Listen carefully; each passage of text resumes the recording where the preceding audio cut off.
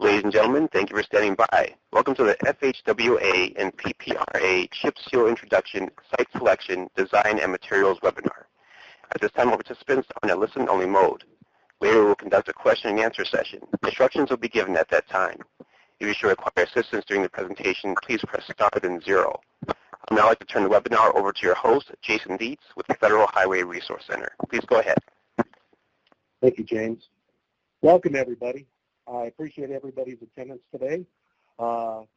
This is a series of the webinars that we've been doing since February, and they've been getting great results, and we're just glad to work together, PPRA and Federal Highway, to provide these webinars for agencies out there during the times of this epidemic. But let's go on to our topic of pavement preservation. You know, as we all focusing on lower amounts of money for our roadway networks, really we need to look at other opportunities, activities performed to preserve our investments, for enhancing our safety, to extending our pavement life, to improve our functional performances. And that's why pavement preservation is key. And along with it being a key, the key principle of pavement preservation is keeping our good roads in good condition. With that said, description of our webinar today will be a presentation on a series on chip seal. And this will be an introduction. It'll be series 1 on site selection and material selection and design. It is designed to provide the attendees with an introduction to chip sealing, proper site selection criteria, material selection considerations, and an overview of chip seal design methods. Upon completion, the participants will have a better understanding of the benefits to including chip sealing strategies to their existing pavement preservation and maintenance toolbox. With that now, I'd like to introduce our guest speaker today. I have the pleasure to announce Larry Tompkins. He is the Vice President of Sales and Marketing for the Southeast Region Ergon Asphalt and Emulsion Incorporated, and is a registered professional engineer with the state of Mississippi. He received his Bachelor of Science degree in Civil Engineering in 1995 from Mississippi State University. Larry has worked with Ergon Asphalt and Emulsion Corporation for approximately 12 years, and currently serves as the president on the board of IFSA. Mr. Thompson has served on numerous industry boards, committees, such as past presidents of American Society of Civil Engineering, Jackson, Mississippi chapter, and the Alabama Asphalt Pavement Association, the Mississippi Asphalt Pavement Association, the TRB Subcommittee on Pavement Preservation, and last, the Emulsion Task Force. With that, I'd like to welcome your guest speaker for today, Larry Thompson. Larry, take it away. Hey, thanks, Jason. Appreciate it. Good afternoon or morning to everybody. I hope everybody is safe and well. I know this is an unusual time, but with this, I think we've found an opportunity to reach a lot of people and talk a little bit about pavement preservation and some of the treatments that are out there to keep your good roads good. So I really appreciate everybody being here, and I look forward to it. So with that, I'm going to get started with a little bit of an icebreaker question, and I want people to, I want to see if this chat room's working here. And I wanted to see if, you know, a few of you probably have seen a TV show called Game of Thrones. And on the Game of Thrones, there's a guy named Jon Snow on that show. And I want to get a little creative here and see what kind of creative people we have out in the audience today. So if Jon Snow was a lead singer in a band, what would be a good name for his band?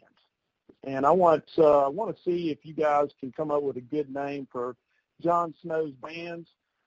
Submit it via chat. I got a few people out there that are going to be monitoring the chat room. And at the end, we'll have a best name, and they'll be basically named the winner. So with that, you can think about that while we get started here. And of course, we're here today to talk a little bit about chip seals. And this is just an introduction of chip seals. And if you've ever seen any of these pictures here, you've probably been on a chip seal job or maybe even rode by a chip seal job. And so really when we talk about introduction to chip, what is a chip seal? And you might have heard names like bituminous surface treatment, seal coat, tar and chip, maybe something like that. And really they all are the same for the most part. And really it's very, very basic. When I describe a chip seal, I describe it as this. We're spraying a layer of asphalt, whether that be hot asphalt or asphalt emulsion, on a surface, and then we're covering that binder with aggregate. And that's pretty much it. It seems like it's a very simple process, and it goes very, very quick if you've ever been out on a chip seal construction job. There's also a couple other variations. You've probably heard double chip seal before, and all we're doing there is we start out with a bigger aggregate as our first layer. Then we come back and we put another layer of binder on top of that, and then another layer of aggregate on top of that. And usually that second layer of aggregate is a little bit smaller than that first layer of aggregate. You can also see on these last couple slides, as I go back to slide 1, you can see I have listed here a fog seal as an optional treatment on top of these two chip seals. And that's something commonly used out there. We'll actually have a webinar topic just on fog seals and scrub seals probably next year sometime in the same type of format. But a fog seal is very effective on a chip seal treatment, and the fact that it will lock down any loose aggregate that's out there. I think if anybody is familiar with chip seals, one of the major complaints of chip seals are it breaks my windshield, or I got loose rock and it flew up everywhere, right? And we got a busted windshield now. What do I do with that? And so sometimes a fog seal will definitely help you out in that realm, in the fact that it will take care of that loose aggregate. The other thing a fog seal will do will make it black, and the aesthetics will definitely improve. It's amazing that sometimes when people will leave for work in the morning, they're riding on a chip seal road, and then they come back in the afternoon, and all of a sudden their road is black, and they think they have a brand new road. And a lot of it is just the aesthetics part of it. Then the last kind of typical variation here is a triple chip seal. As you can probably figure out, we start out same thing with the double, big rock, go to a second layer, a little bit smaller, and then we go to a third layer that's even smaller than that, and it really tightens that surface up. And a triple chip seal, I think I saw on the attendees list, we got a few people from Georgia, very popular over there with the Georgia DOT. Actually, that was the first triple seal I ever saw, was out over in Georgia. And when I saw it, I didn't even know I was riding on a triple chip seal. It looked just like a hot mix pavement. So there's definitely benefits over a single when you get to using a double or even a triple. And one of those benefits just being noise. When you ride over a single chip seal, you'll be able to tell that you're riding over a single chip seal. If you then go to a triple, the noise definitely goes down. Durability definitely could be something that you might want to take into account. Obviously, with a triple chip seal, since I have 3 layers of aggregate, I got 3 layers of binder, it's probably going to be a little bit more durable than a single chip seal. So what I wanted to do right now, I think we have a poll question. I wanted to ask you guys real quick, which one of these pictures here, either on the left or the right, is a hot mix pavement? So if you were to guess right now, which one is the hot mix pavement picture, either the left or the right?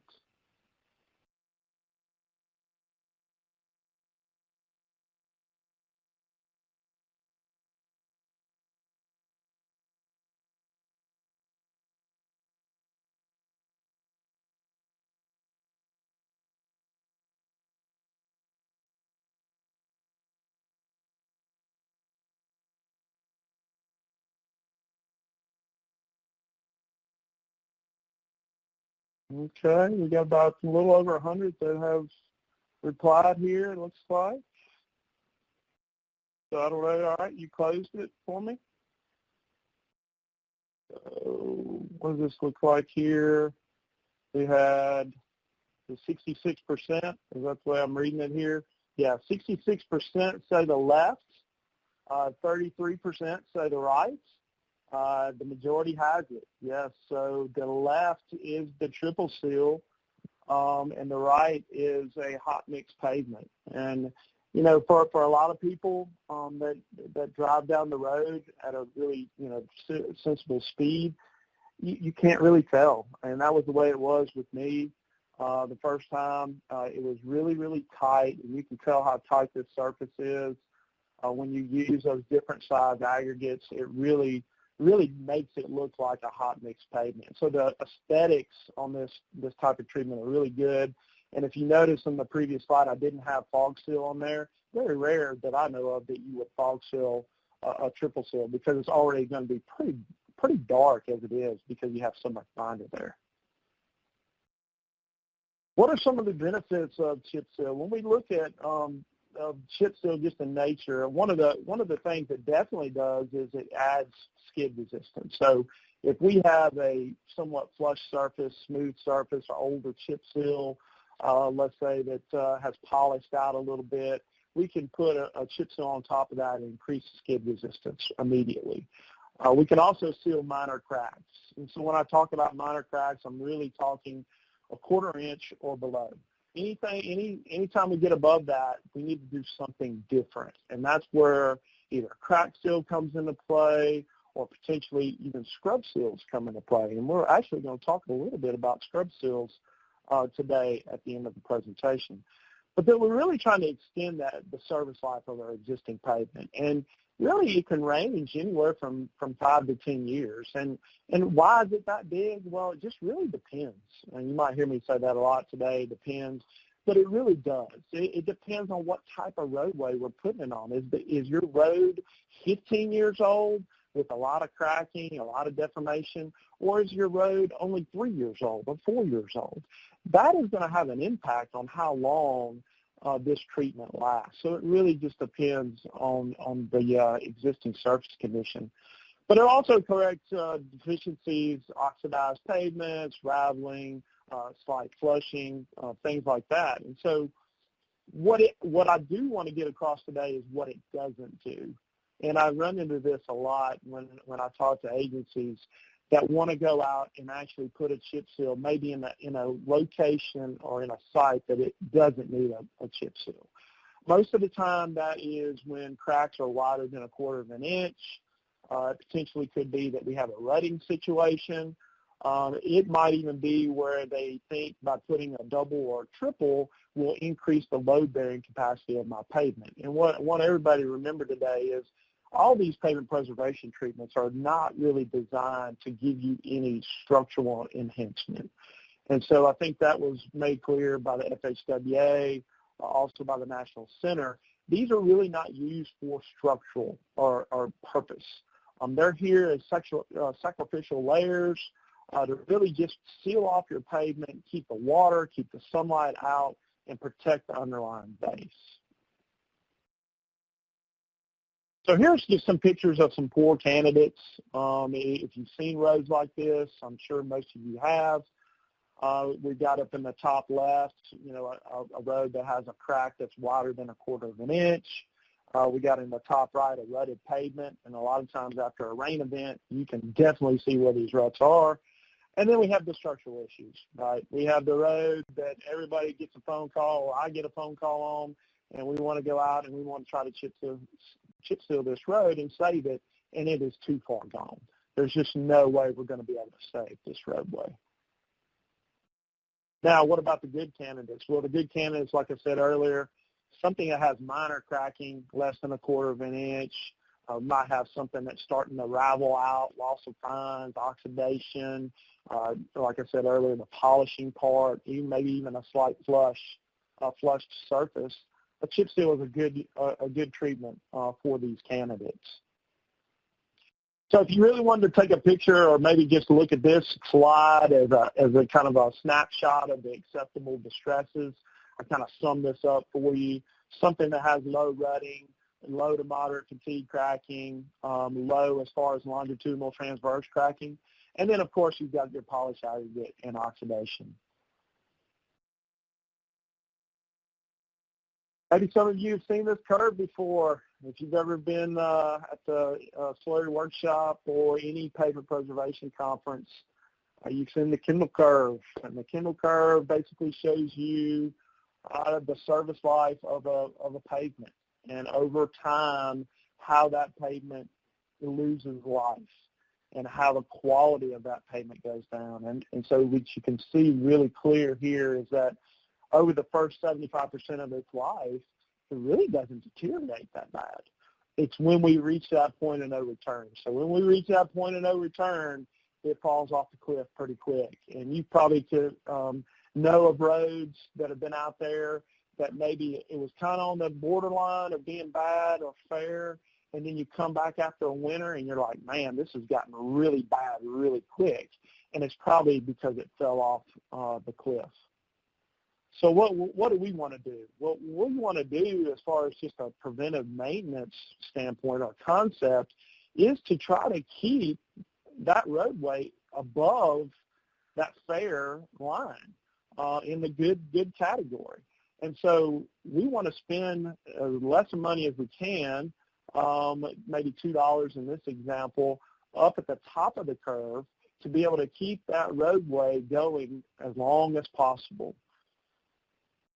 Because we know that if we wait too long, it's going to cost us more money. And that's what this kind of depicts here. We got two things going on here. We've got in the middle of the slide, you'll see where we might spend $4 for what we call reactive maintenance. So I usually call that a stopgap measure. So I might have a road that's too far gone, and you might say, Larry, I really need to do something to this road. I'd like to put a chip seal on it. I realize that it's not going to get me a lot of time, but in 2 years, I'm going to come back and I'm going to mill this whole road up and I'm going to put brand new pavement down. So that's great. So we might be able to do that for $4 with the expectation that we know it's going to fall off pretty quick. And then if you let it get too far down the curve, we're going to end up spending a lot of money to rehabilitate that entire road and potentially reconstruct that road. So what we would like to do is be able to spend $2 at the top versus 12 to 16 at the bottom. So this just kind of gives you an idea of kind of where a lot of the different treatments fit on the curve. This, chip seal, since we're talking about chip seals today, it's usually kind of right in the middle of that top or kind of towards the bottom between the good and fair categories, kind of when we start seeing the cracking. Usually if we don't have a lot of cracking out there, and maybe oxidized or some raveling, you can go with potentially a fog seal, slurry seal, or even microsurfacing or a thin lift. So we got a poll question for everybody here. So what size cracks can a chip seal effectively seal? What size cracks?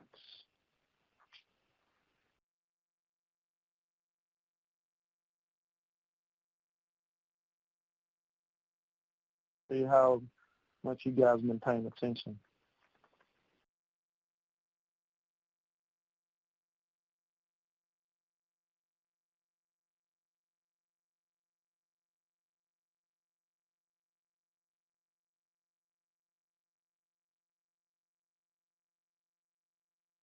I like it. I like it. I like what I'm seeing here. Okay, so what I'm seeing here is about 92% of you picked a 1/4 inch or less, which is correct, 1/4 inch or less. I think we have another one here. All right, so poll question number 2, which is not a benefit of using a triple chip seal over a single chip seal? Which is not a benefit?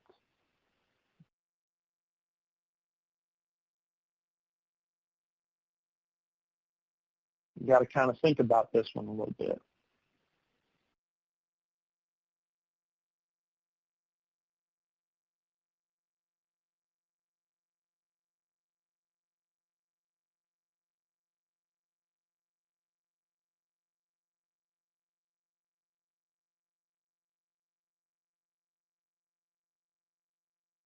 Okay, poll is closed.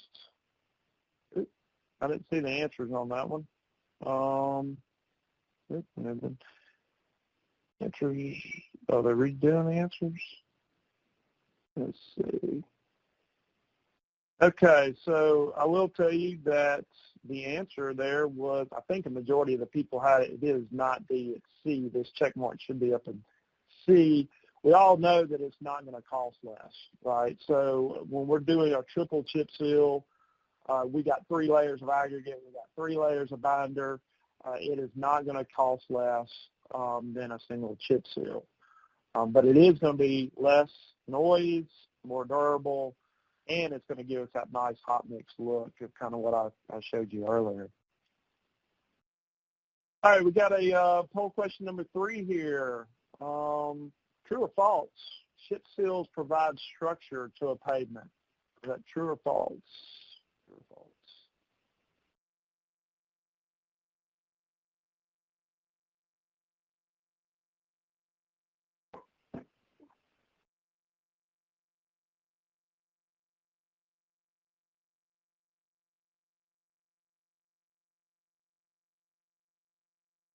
Okay, look like around 93%, 92, 93% were saying it was false, and that is correct. Remember, I was saying that chip seals are not there to provide structure. None of these pavement preservation treatments are really there to provide structure. Do you get a little benefit out of that? Possibly, potentially, but we're not advocating for that on these treatments. So with that, let's get into material selection and system design. Let's talk a little bit about that. We've got binder that we want to talk about. We've got aggregate. We know that's a material that goes on top of this binder. And then we want to talk a little bit about how we bring those two materials together and do some sort of design so we kind of know where we need to start with application rates. So with that, let's start off with the aggregate. And really, if you want to think about the aggregate and what the functions of that aggregate are, it's really just a few. I mean, number one is just to resist traffic abrasion. So we obviously can't let the wheels of a vehicle travel in our binder, or that's just going to create a mess. So we've got to really have some aggregate on top of that in order to let the vehicles travel across it. We hope that it will also improve the friction, of that roadway, if that was a consideration. Like I said earlier, if you had a polished situation with a roadway or potentially somewhat suspect friction numbers, this could improve the surface friction for sure. But there's also a lot of other factors that we need to consider when we are choosing aggregate, and here are 6 of them right here. And we're going to go through just a little bit about each one of these. And so the first one is just the types of aggregate. Now, depending on where you are in the country, there are a lot of natural aggregates that are readily available. In some areas, there aren't a lot of natural aggregates readily available. But they're still both feasible to use in a chip seal application. And so, if in a natural situation, somebody type for me in the chat box. Give me some examples of what natural aggregates would be. If somebody wants to type in there, give me some common natural aggregates. Limestone, correct. Granite, yes. Yes, gravel. Those are some of the common ones. Yep, absolutely. And so those are going to depend on where you are in the country. Or what might be cost-effective for you. So when we talk about synthetic, that's the other type. Give me some synthetic aggregates in the chat box. Let me see what you guys have to say about that. Yep, expanded clay. Yep, bauxite. You got stay-lite. Yep, slag. Absolutely. And usually we see lightweight aggregates, slag, bauxite, if we're in a high friction situation. And so these are all synthetic aggregates, and they work fine. They do really well. Might be a little bit more expensive, but it definitely can work in a chip seal application. So that's the types. Let's go to the gradation part. Well, I mean, the gradation part, we would really love to see a single-size aggregate. It provides maximum friction. It's less sensitive to these variations in binder application rate. And when I say that, it really, when you look at the graded aggregate right below this, you see what I'm talking about. So you can see, I mentioned here, it's a fine line between bleeding and loss of aggregate, because as the picture shows, there's some big aggregates in there, there's some little aggregates in there, there's some flat and elongated, and some of them have a lot of binder around it, some of them have hardly any binder, and so that's the fine line I'm talking about. With a single-size aggregate, I know for the most part I'm uniform all the way across the lane, and I'm going to put down this much binder, and they're all going to be embedded almost the same percentage. When I get into a really graded aggregate, I've got to worry a little bit about whether or not I've got too much small aggregate in this place, and I have a bleeding situation going on, or I have too big of an aggregate over here and not enough binder, and then I lose rock. So really would love to have more of a single-size aggregate. When we talk about particle shape, I mentioned just then about cubical, flat, and really the same thing, just like I said, we really want to limit the amount of flat and elongated in our aggregate. And the main reason why is because of that bleeding and excessive chip loss that I'm talking about. As you can see in the picture up top, you know, the aggregates outside the wheel path look to be okay. I mean, they're sticking up. They look like they're embedded okay. But what we do know is that as that wheel hits it, and a roller will do the same thing, it's going to put that particle on its flat side. And if we have a lot of flat and elongated, it will lay that particle down, and now what happens? Now that flat particle is submerged in binder. And now we have a bleeding or flushing situation out on our roadway. And so sometimes you might see that where you go out to a construction job and you see bleeding in the wheel path. And it could be that you had a lot of flat and elongated. So one of the things we do recommend is that you have that be part of your spec in order to limit the amount of flat and elongated. Cubical, we definitely won't have that, that situation. It's all going to be hopefully the same size. One of the things I will mention that you can put in your spec is a flakiness index. You can also have a flat and elongated ratio. But a flakiness index, if you have a low flakiness index, that will definitely get you closer to having a cubical shape on your aggregate. Round versus angular, we want to try to stay away from round if we can. Not that it won't work, but a lot of times it can be susceptible to stopping and turning. It will displace that rock. If we're on a low volume road, we've seen a lot of gravel that has been used as long as there's some fractured faces. But just keep in mind that if you do have a round particle shape, that could be something that you have to consider. And then this is probably the biggest one for me on the aggregates is just the cleanliness. I mean, you know, making sure that we have a clean ag. And when I say that, I want to have as less as possible of passing the 200. So I don't want to have a lot of dust.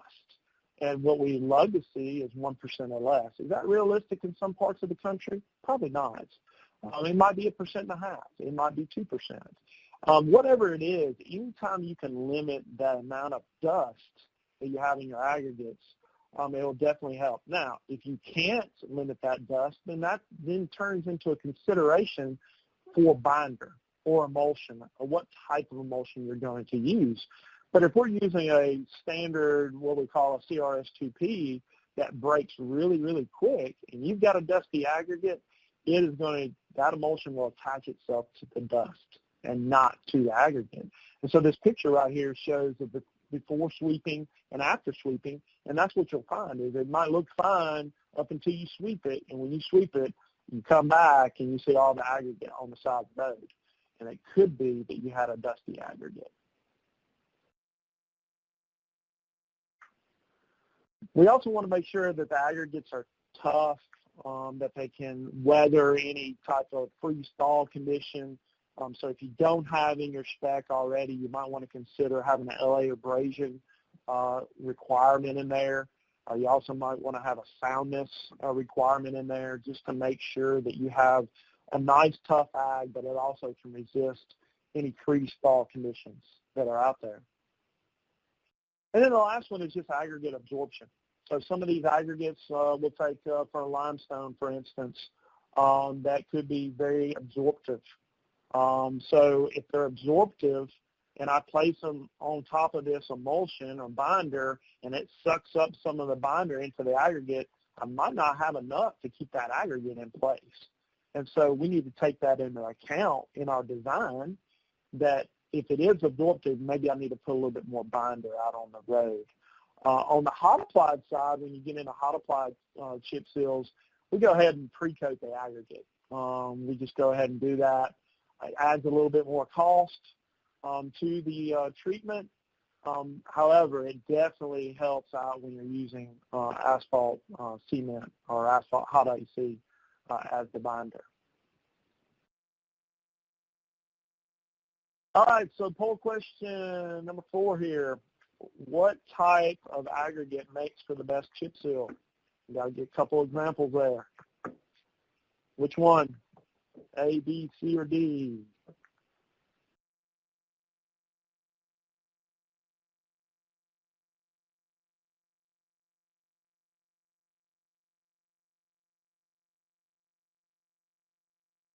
So we got a lot of people paying attention out here, which is good. I like it.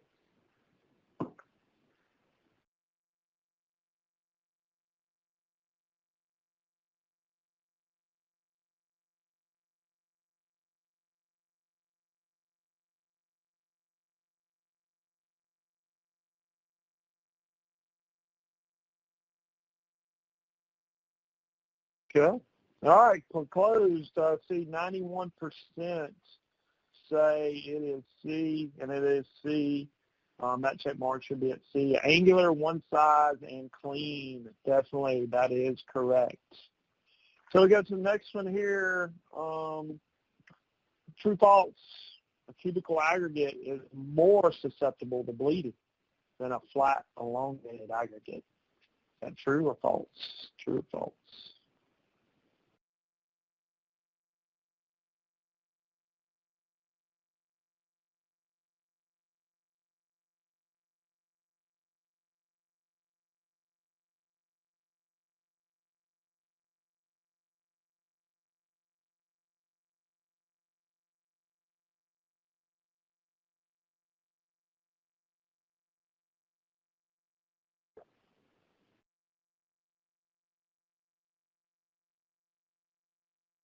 Okay, it's closed. Looks like 91% again. We've got a good little trend going on here. That is, yes, that is false. It is not. So remember, are you talking about the flat and elongated being more susceptible to bleeding because of the fact that once it gets rolled over on its flattest side, it could be submerged in binder or emulsion. Poll number 6. So which of the following is not a function of the aggregate in a chip seal? It should be a chip seal system. So which of these is not a function of the aggregate?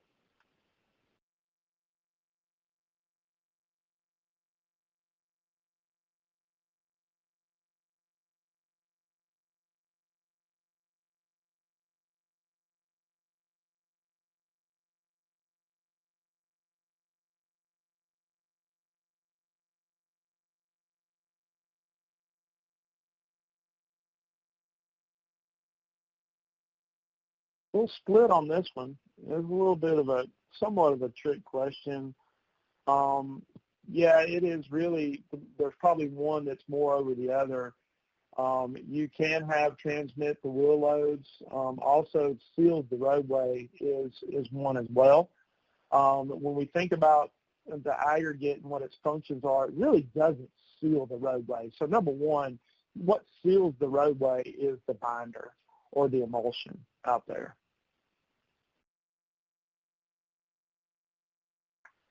So let's talk a little bit about binder, since we were talking about sealing the roadway and some of the functions and characteristics of asphalt binder.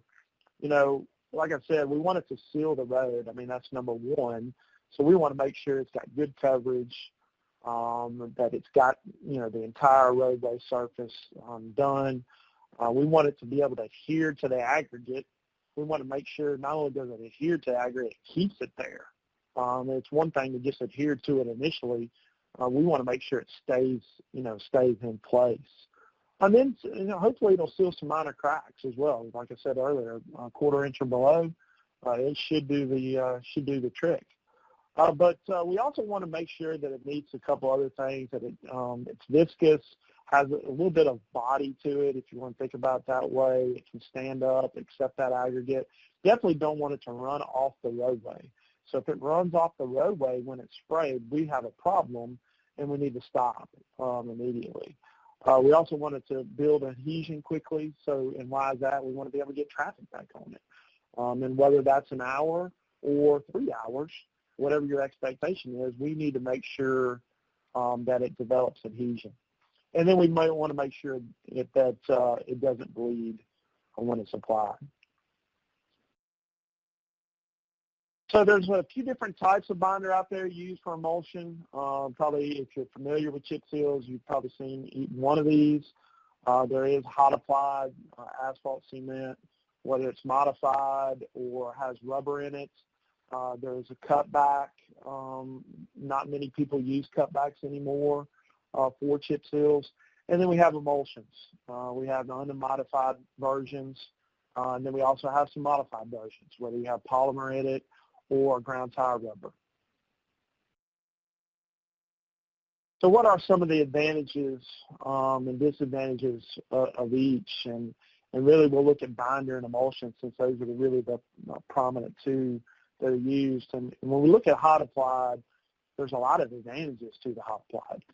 Number one, there's little to no curing period. And when it's sprayed down, it is cured out. It's ready to go. There's no water in that product.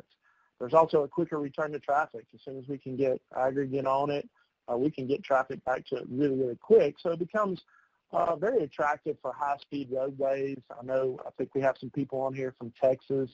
I know Texas does some on the interstates, on highly trafficked roads. So really, really can give that quick return to traffic.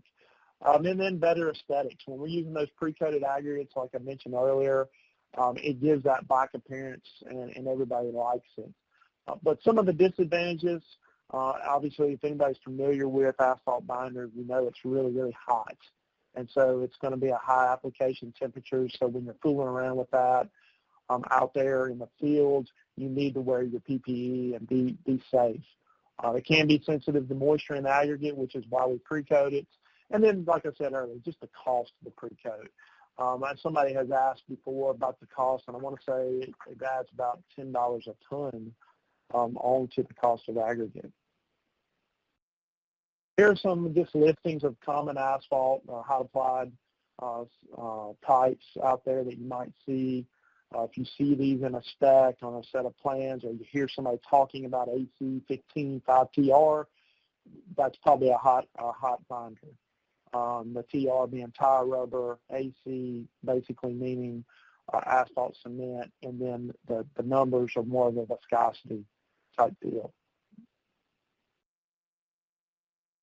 When we talk about emulsions, what are the advantages for emulsified asphalt? Well, number one, it has water in it, so we can definitely deliver it to a job site a lot cooler than asphalt binders. So now we're dealing with, let's say, 165-degree material versus 350-degree material. So definitely, as far as safety goes, definitely a lot better there. It's not as sensitive to the moisture, in the aggregates. We don't need pre-coated ag there. The big disadvantage, though, could be the cure time, because we are trying to drive water out of the system, and moisture. The more moisture we can get out of that system, the stronger that chip seal will become. And so we really want to be able to get that out as quick as possible. So that is a little bit of a disadvantage. We have to wait until we can get traffic on it. Here are some of the common emulsified asphalts that you might see out there from the cationics and the anionic world. One's positively charged, the other's negatively charged. A lot of this will depend on where you are in the country.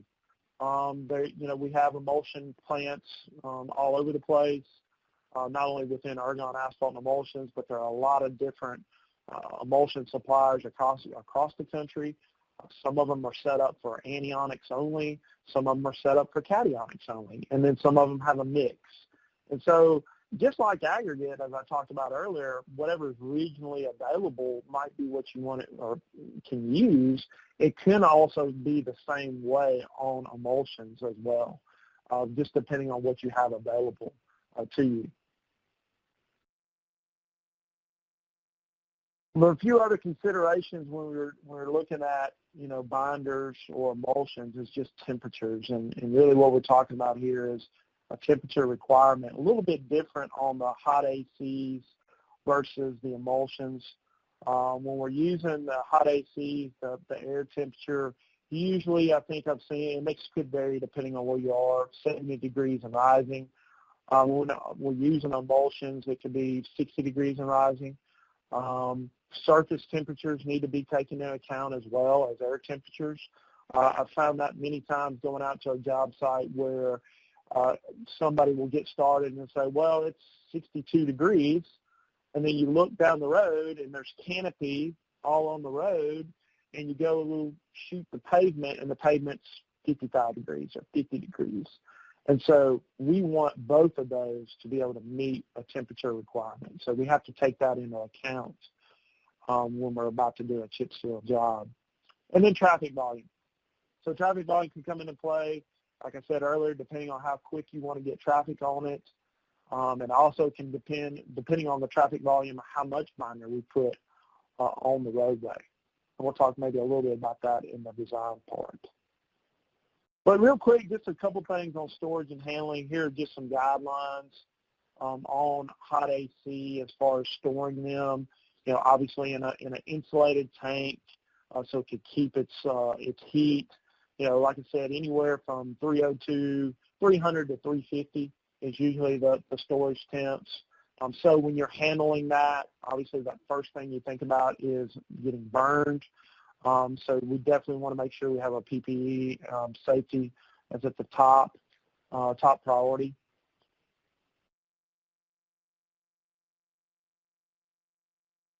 And there's a little table here that I threw in here. This came out of the Asphalt Institute's manual on construction of hot mix asphalt pavements. It's just a little guide that would help you understand. If I had a hot AC binder on my distributor or this tanker before, and now I want to load a cutback, or I now want to load a cationic emulsion, how empty should I be able to get those things? Will these two materials like each other? Some do, some don't. Some we got to make sure it's completely empty. Some you just got to make sure it's about as low as it can go. Right? We don't have to make sure it's completely empty. So this is a good little table for guidance. When I was talking about, emulsion, and we were talking about anionic and cationic, we do want to consider the previous load if we are loading these.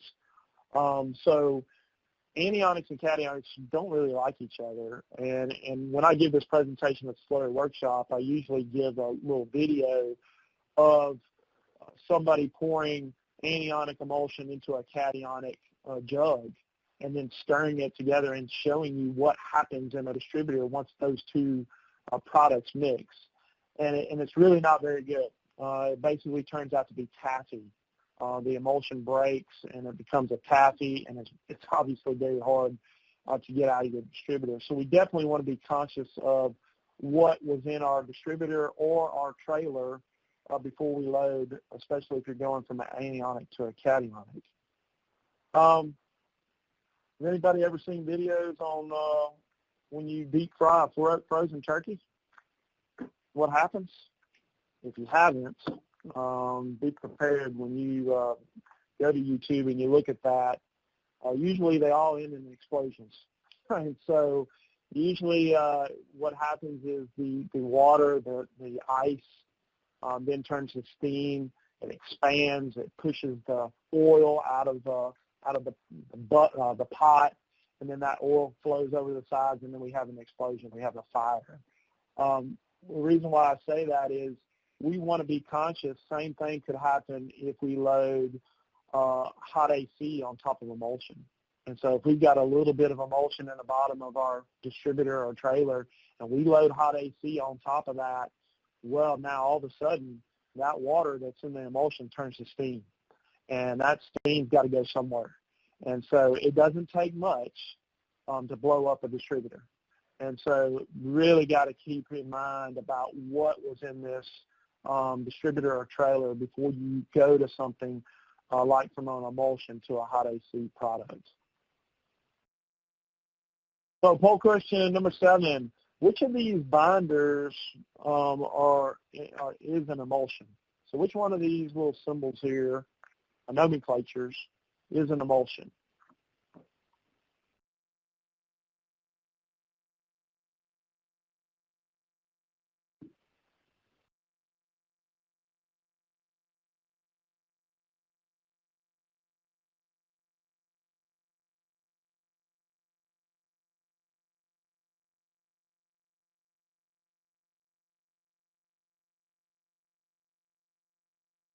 Okay, so let's see, we got about 87% here that guess CRS2, and you are correct. So the first one is a hot AC binder.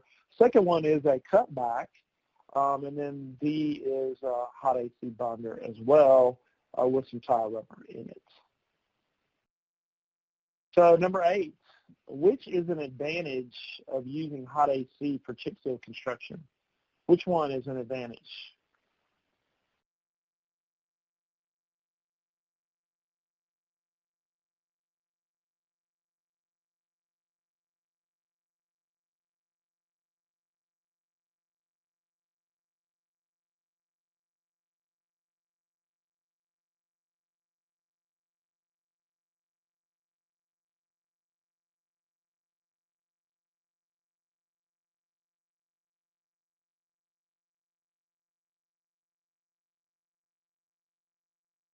Okay, so we got about 86% here that guess little to no curing period. And that is correct. That is the right answer. You know, we talked about little to no curing period for AC. It has a quick return of traffic. It does have high application temperatures.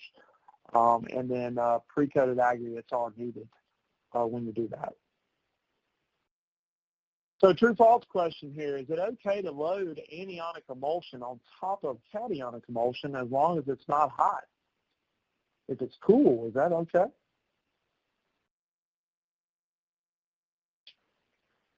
True or false?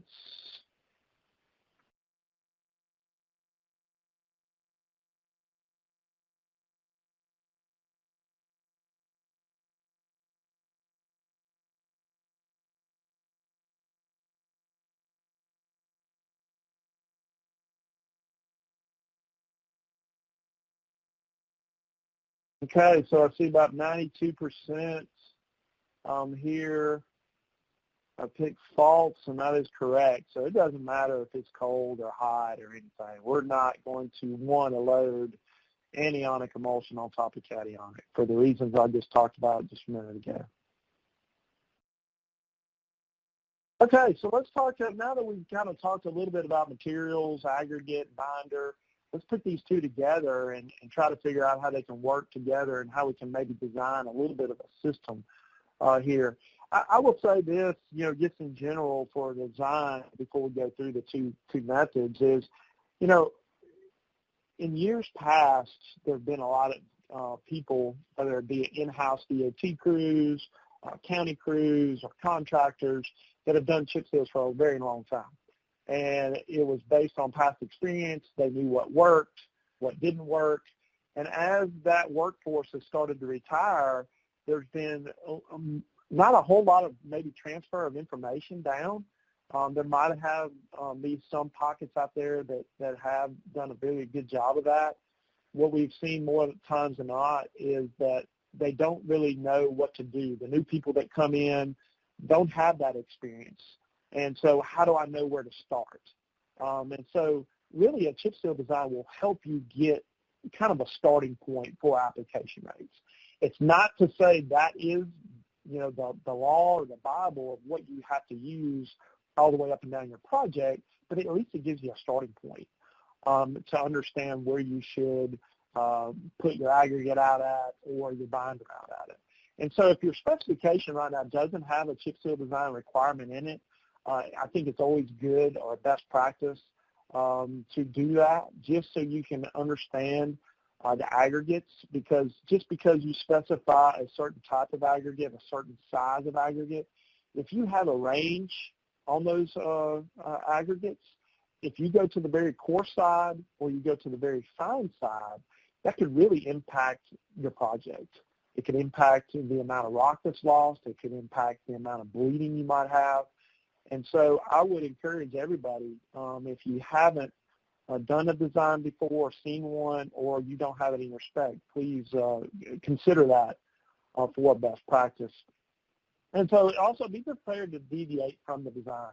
And part of that is, like I said, it's a starting point, but when I get out on the roadway, there could be things that have gone on with the roadway that I might need to, increase my binder, might need to decrease my binder. So be prepared to deviate a little bit from that. But the two common methods that are out there are the Mcleod method and the modified curbing method.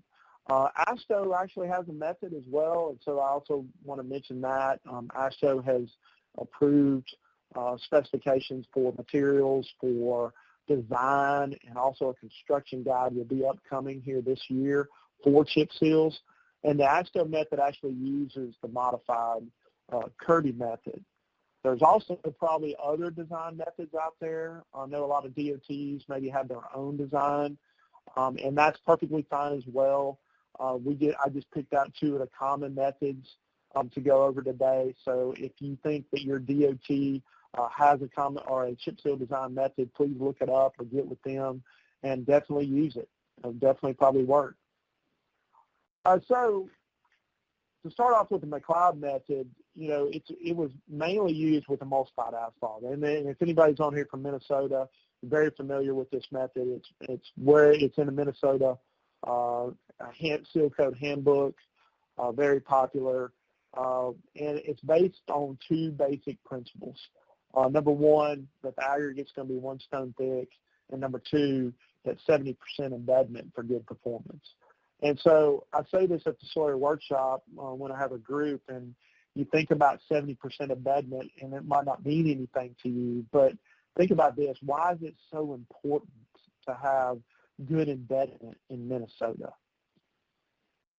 Would it actually be more important to have good embedment in Minnesota at 70% or 70% in Florida? Well, probably in Minnesota, we're more worried about how does that aggregate stay in place when it snows and I have snow plows running down the road. I don't want that aggregate to get plowed out of my treatment. So I want to make sure the embedment is a lot better up in Minnesota. And so I kind of tell people this all the time. Usually down in the south where I'm at, we can get away with 50% embedment. Where we're up north, we probably want to go a little bit higher, and we just don't have the snow plows down here. So definitely one thing to consider when you're doing a design. The design, really, when you look at the application rates on the aggregate and the binder, the first one being the aggregate, it's really dependent upon the gradation, the shape, some other things that you can run through the lab. That gradation and shape are huge on whether or not or how much aggregate you should place on the ground. When we look at the binder application rate, that's also going to be dependent on the aggregate, how big that aggregate is, whether we got a lot of flat and elongated. What is our traffic volume? If our traffic volume is really, really high, I might not put as much binder out there. I might have less binder than if I have a roadway that only has 500 ADT on it. If I have a roadway that has low ADT, I might want to increase that binder. Is my existing pavement condition, is it a flush surface or is it a very pocked and porous surface? If I've got a real porous surface, I need to probably take that into account when I'm putting my binder down, because some of that's going to go into the pavement. So I might need to adjust that a little bit. It might just only be a couple hundredths but that will make a huge difference. And then I need to know what my residual asphalt content is. So the Mcleod method being based on emulsified asphalts, if you know anything about emulsion, it's usually 2/3 of that emulsion is asphalt, but the other third is water. And so we got to take that into account when we're doing our design. The modified Kirby method, very popular in Texas, and it's like the ASHTO method. It's designed originally for asphalt cement, hot applies. Adjustments are there if you need them, if emulsions are being used for chip seal construction. But really based upon almost the same type of deal. On the aggregate side, it's based on a loose unit weight, specific gravity. And then they have this board test that they like to describe. And that board test is basically just taking a known size board like plywood and putting aggregate on this board and having it, maybe a 3x3 piece of board, and I'm place aggregate on this board, and I'm trying to find or try to, kind of smooth out that aggregate to have it 1 stone thick across that entire board. And then what I do is I pour that aggregate into a bucket and weigh it, and then that tells me how many pounds per square yard that I'm going to replace. And it's based on that whole 1 stone thick, scattered out across this board. So really kind of an interesting part of the modified Kirby test. The binder application rate, same thing here as with the Mcleod method, based on how embedded do you want that aggregate in the binder? Is it 50%? Is it 70%? What's the specific gravity or aggregate, gradation, volume, existing surface condition? All these things come into play when I look at what my application rate should be. And I would say, I think I have these in here. These are some links that if you take your camera, if you have an iPhone, I don't think the Android will work, but if you have an iPhone and you put on your camera, and if you'll put your camera over this QR code, it'll actually take you straight to the Minnesota Seal Code Handbook. So that might be a good reference for you guys to go back and actually want to dive into the weeds of a chip seal design and all the calculations. You can go to this website or to this reference. There's also another one for the modified Kirby, same thing. If you put your camera over this QR code here, that should take you somebody said it did work for, thanks, Tony. It works for Android. So if you put your camera over this, it's just a neat little way to get a quick reference and a link to that. That will actually take you to the TexDOT website for the modified Kirby method there. And then if you want to just listen to a webinar on chip seal mix design where we get into a lot of the calculations, I did this webinar, it was probably 8-9 years ago for Asphalt Institute, where we went through all the calculations. And I believe at that time we went through just the Mcleod method, but it gets into a lot of the factors and things that you are taking into account as you calculate what your aggregate application rate should be and your binder application rate. So this is a QR code that will take you to that webinar. Okay. All right, so poll question time here. All right, so which design method listed is not an acceptable way to design chip seals? Which one is it?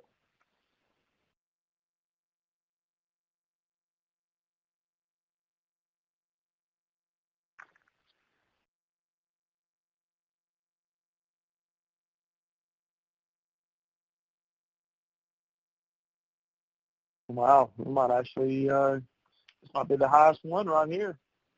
99%. Wow, that's pretty good. Marshall method is definitely not a method for chip seal design. That is a hot mix method. So Mcleod and modified Kirby are some of the two common ones out there. Number 11 here, the Mcleod method design uses the board test to determine the amount of aggregate that needs to be utilized. Is that true or false?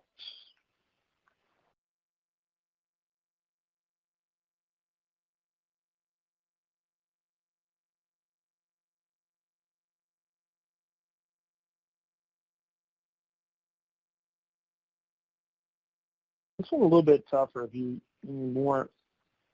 can't distinguish the two names or remember the two names.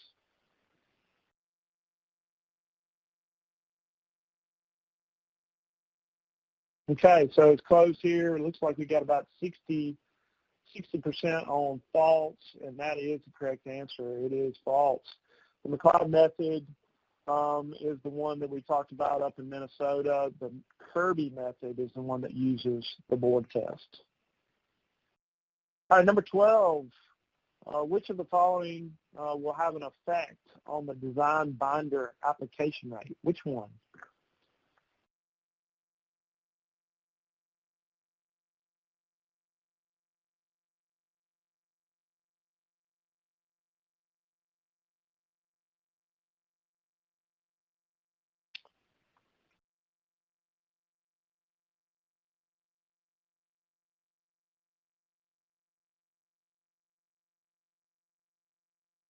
All right, so what we got here?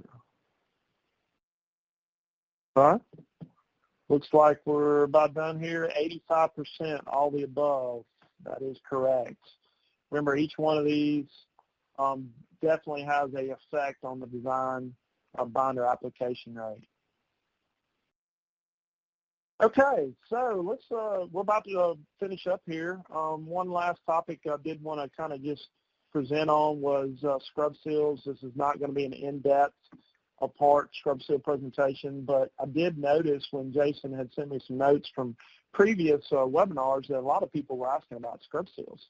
And so I wanted to include this just to kind of give you a little taste of scrub seals. And we'll actually be, like I said at the beginning of the webinar, we're going to actually be presenting on this topic probably next year. It's one of our topics for the FHWA, PPRA webinars. And it's a very popular topic. So do a lot down in the South. It's a very neat treatment. If you've never seen it before, I'd encourage you to get out. If somebody's doing one near you, get out and take a look at it. So we're going to go through some of the materials and site selection stuff for scrub seals today. You can see it's been around a while. Obviously on the right here, horse and buggy dragging brooms down the road here. Don't know how effective it was, but they were trying that. I mean, there was I guess a notion that if we scrubbed some sort of binder into this roadway, it would have some sort of benefit. And really, as you can see on the left, this is kind of obviously a more modern. We're really taking a distributor, a chip seal distributor, and we're pulling a broom sled. And this broom sled isn't really any high-tech piece of equipment. It's just really kind of an X formation of broom heads. And we're taking that and we're scrubbing, what we call it a scrub seal, we're scrubbing that emulsion into the roadway. And it's really effective for cracks. You can see these are a couple pictures. You know, scrub seals can be standalone treatments up in the top left. It can also be used for combination treatments down here. You know, standalone treatments, if you ever go out to a scrub seal and we tell you it's a scrub seal, you'll say, man, this looks just like a chip seal. Well, it does look like a chip seal. There's just more stuff working underneath the aggregate than there is on top of it. Obviously, with the combination treatments, this is kind of a picture of a cape seal. This is a microsurfacing product going over a scrub there. And really in this situation, and we can talk, we'll talk cape seals at a later date as well, the combination treatments are very, very effective.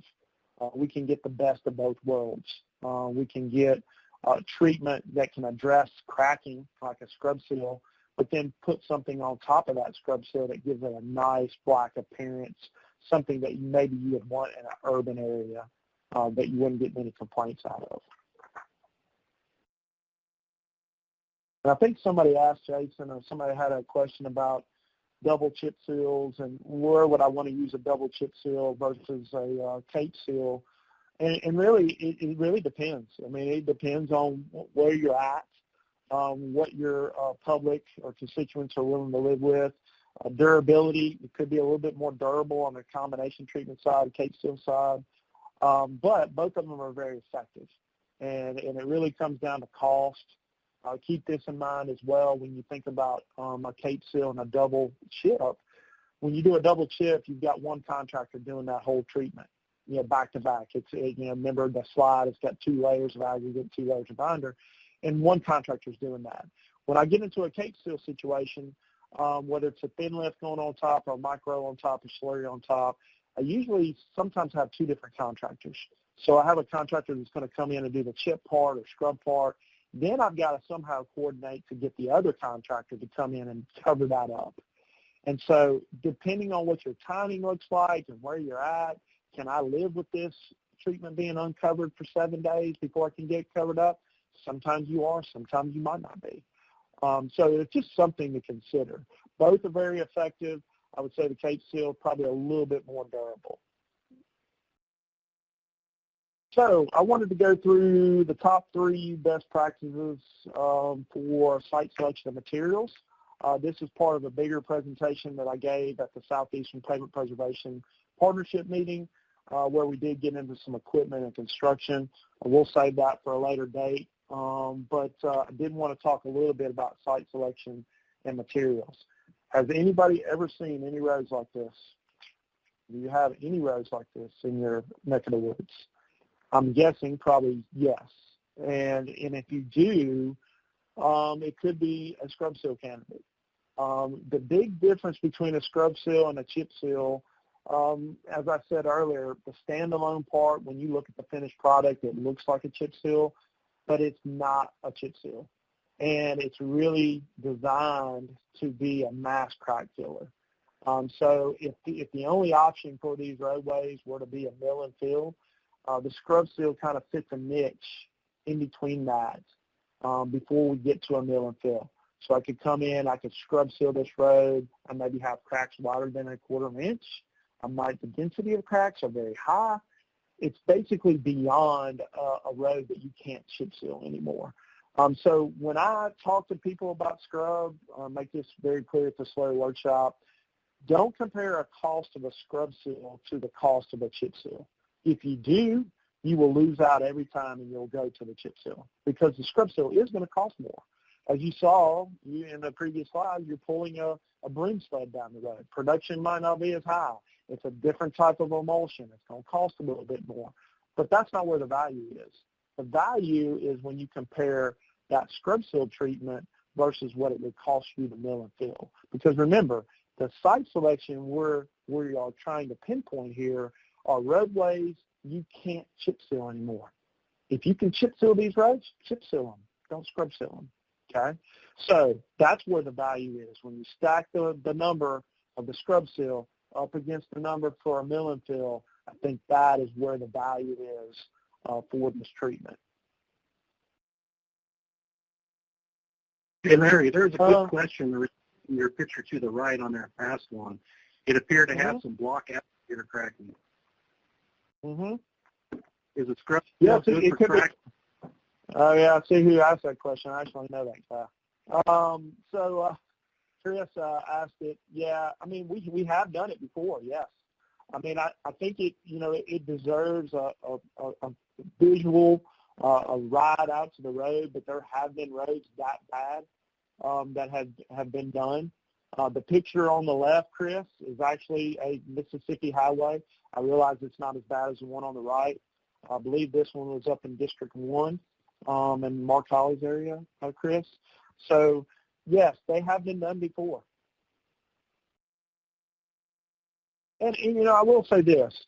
With all that being said, it's the expectations. When we go back to that curve, that Kendall curve, and we talk about the extension of my roadway, is my expectation on the picture on the right to only get 2 or 3 years, 4 years, and I'm happy with that? Maybe. If I'm asking for 10 years, that might be a little unrealistic. So it depends on what my site looks like and what my expectations are. And so that's why I say the same thing applies for scrub seals as it does with chip. The amount of years you can get out of this treatment vary depending on what type of roadway you put it on. Number two is just adequate structure, so no base failures out there. And so we want to make sure, I go back to alligator cracking. If we've got some base issues out there and we think those are what the issues are for the cracking and the depressions or whatever, then that wouldn't be a candidate. If I just got straight up alligator cracking potentially and I don't have any base issues, then I might be okay. But we need to definitely evaluate that. That's why I was saying a visual would probably be good to ride the road, get out, and take a look at it. Obviously, you've seen the picture on the right already. Not a scrub seal candidate at all. And then the other thing is just low rutting. I think we mentioned that before with the chip. No active rutting. If you've ever seen rutting like this here, it's probably active. We definitely don't want that.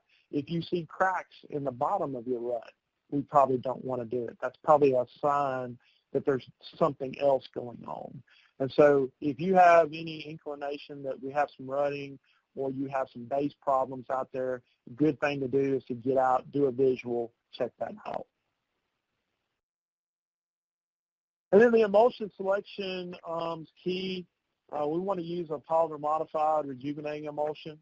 There are different versions out there, once again, depending on what part of the country you're in. They have three different components. There's an asphalt component, a polymer component, and a rejuvenator component. And all three, we want all three of those to be in our polymer modified or scrub seal emulsion. The rejuvenated part is kind of interesting in the fact that what we want is we want that rejuvenator in there so that it can make some of this older asphalt pliable again. And we don't really expect it to rejuvenate the entire roadway or anything like that. But what I want to do is I want to be able to rejuvenate maybe or make some of the asphalt that's pliable in these cracks.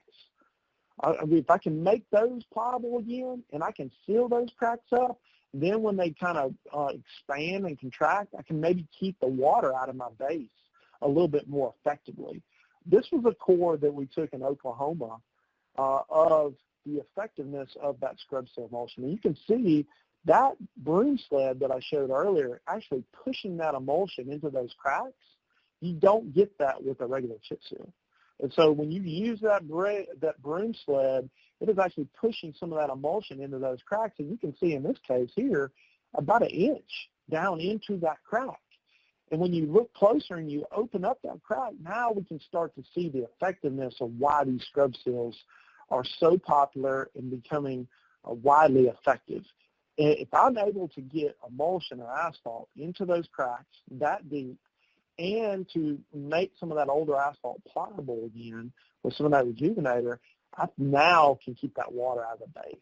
And it becomes a very, very effective treatment. Will you get some of that with a chip seal? Absolutely. But we got to make sure those cracks are only 1/4 inch or below. If we get those 1/4 inch or more, that's when chip seals don't become very effective. I think right now we got a video. Jason, maybe we'll cue the video on the scrub seal. Kind of a process real quick.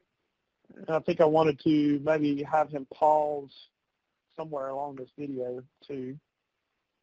You can see it. I can't see it.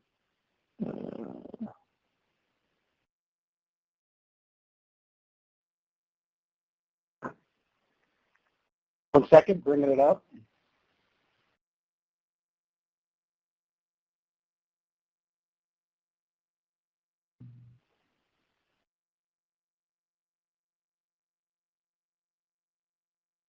Hope everybody's seeing it now. Yeah, so this is a road that's getting scrub sealed. All right, so let's see if I can, you can kind of see the broom sled going by there. You can see the broom heads being just kind of on top, just kind of floating on top of the surface. We're not trying to sweep the emulsion off the roadway. We want to push the emulsion, but we got to remember that we want that emulsion to go in those cracks, but I also got to have enough emulsion on the roadway to hold the rock. And if I don't have enough emulsion to hold the rock, then it doesn't really do me a whole lot of good. So we definitely don't want to think about it as, using a push broom to sweep out the dust or the dirt out of your garage. When we do that, we apply a lot of pressure to the floor to get that dirt and dust off the floor of your garage.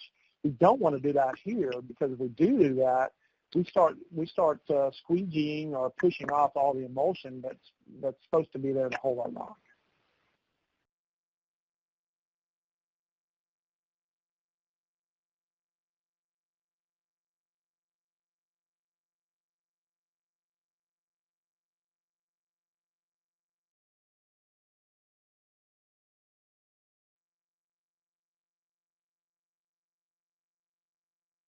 You can kind of see how some of those cracks are filled there. And then it's really just a normal chip seal procedure. That's why I say when you see the standalone treatment, it looks just like a chip seal treatment. Yeah, the passerby, just an everyday person would think it would be a chip seal road. The magic happens before the rock gets put on the roadway. Let me see if I can get that. Okay. All right, so a couple other things on materials. We'll wrap this up. Same thing apply really. With aggregate, we want to try to keep it cubical, angular, durable. You can use the same aggregate spec that you want to use for your chip seal. When you look at the nomenclature for a lot of these scrub seal emulsions, there'll be more of a medium set. That might not mean a whole lot to a lot of you guys. But a medium set allows you maybe to use a little bit dustier or dirtier aggregate. So if you are in areas where you can't get it really clean, potentially scrub seal emulsion will still work. But in a lot of places, they just use the same aggregate spec for both treatments since they go back and forth. And then the last one thing I would say about the design portion with a scrub seal is ASHTO actually does have a design procedure on scrub seal. It follows that Kirby method that we talked about earlier. There is one big difference. There's an adjustment in there for cracks. So when we think about this, you probably already thought about this. If I'm pushing some of that emulsion in those cracks, how do I know that I have enough emulsion on the roadway to hold the aggregate? Well, we need to account for that. We need to take that into account in our design. And so going back to Chris's question, if I've got a road that's got a lot of cracks in it and they're wide, I better account for that or I'm not going to have enough emulsion left on the road to hold my aggregate. If I don't have a lot of cracks, well, maybe I need to adjust it just a little bit. It almost kind of a little bit like I talked about the pot porous roads on chip seals. If I think emulsion is going to go into the pavement anywhere, I need to probably take that into account in my design so I can make sure I have enough emulsion or binder left on the roadway. Okay.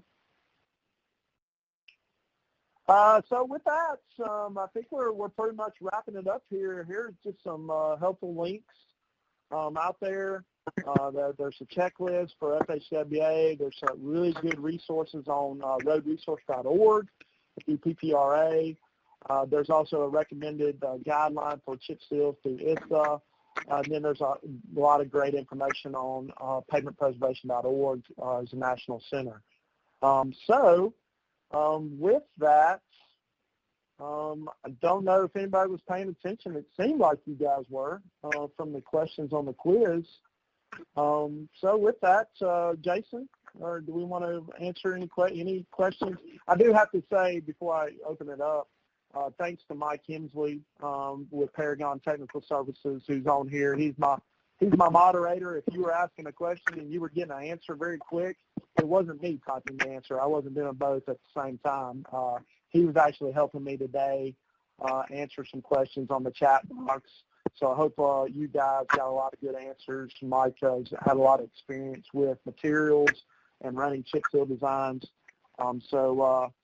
So thanks, Mike, for helping me that. So with that, Jason, we want to open it up?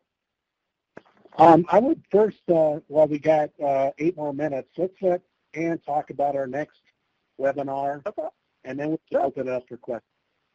Okay, Ann, you want to talk a little bit about the next webinar coming up next month? Absolutely. And first, just thank you, Jason and Larry, especially for putting together today's presentation. We really appreciate all your hard work. And just so everyone knows, a copy of today's recorded presentation will be sent out via email in the next few days, and it will also be posted on roadresource.org, so you can look there if you would like to watch this again or share it with any colleagues. Our next webinar in the series will be on cold and paste recycling. It's called Central Plant Recycling. led by Jason Walensky on September 17th. So if you want to register for that, you can also head to roadresource.org, and we are really excited to see everyone there. Yeah, so I had a couple of questions I just saw off the top here. Somebody asked about rollers.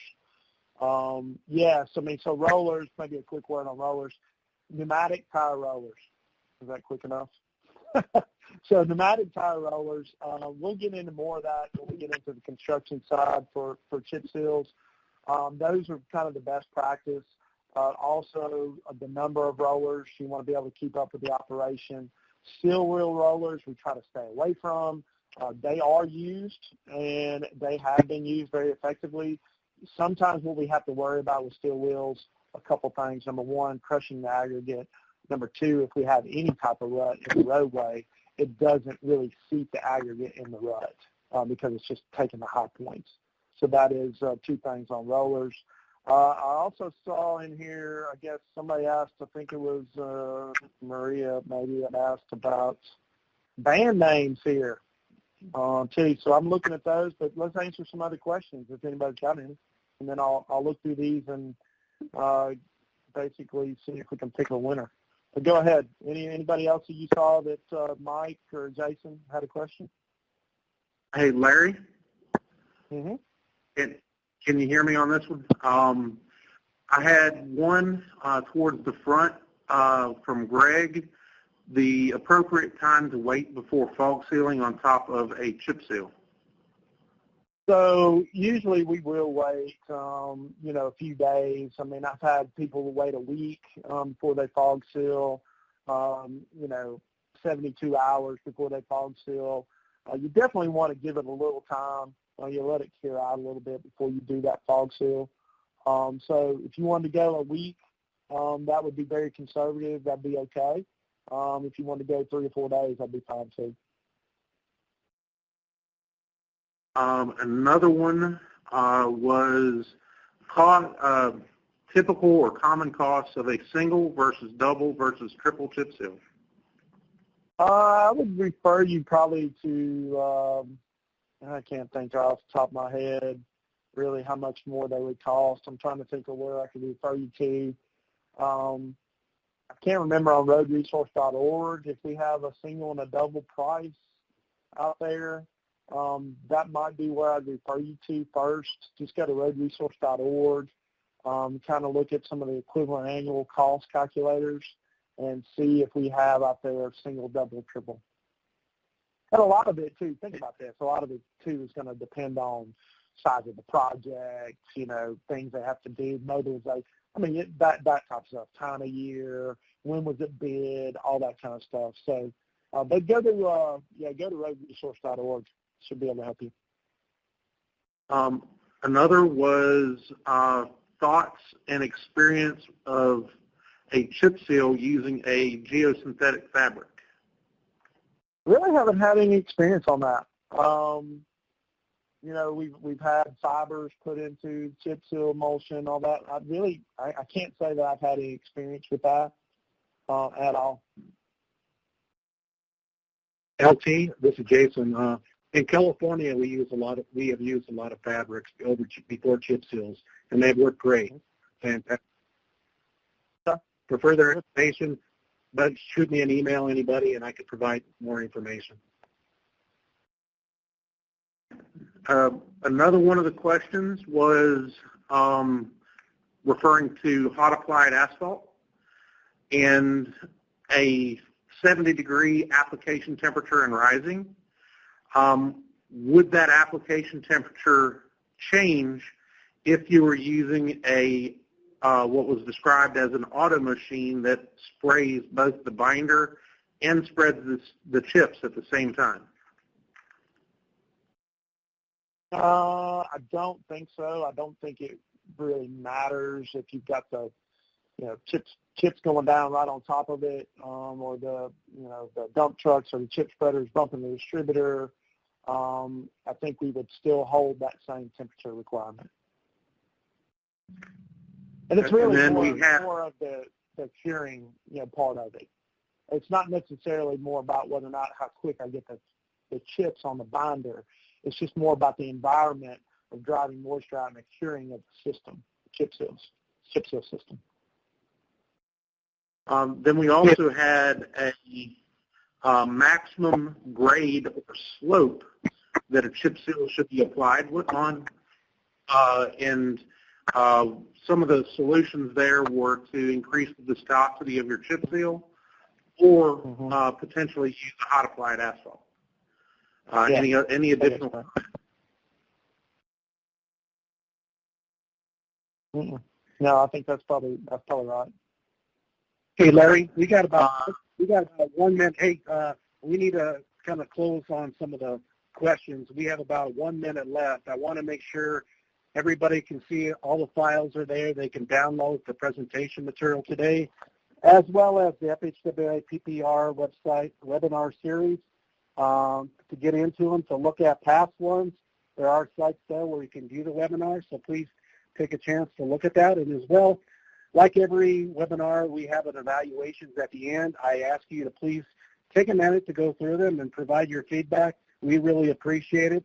And instead of the play arrow on top, use the smaller one with the line on the right. I would appreciate it. And go ahead, Larry.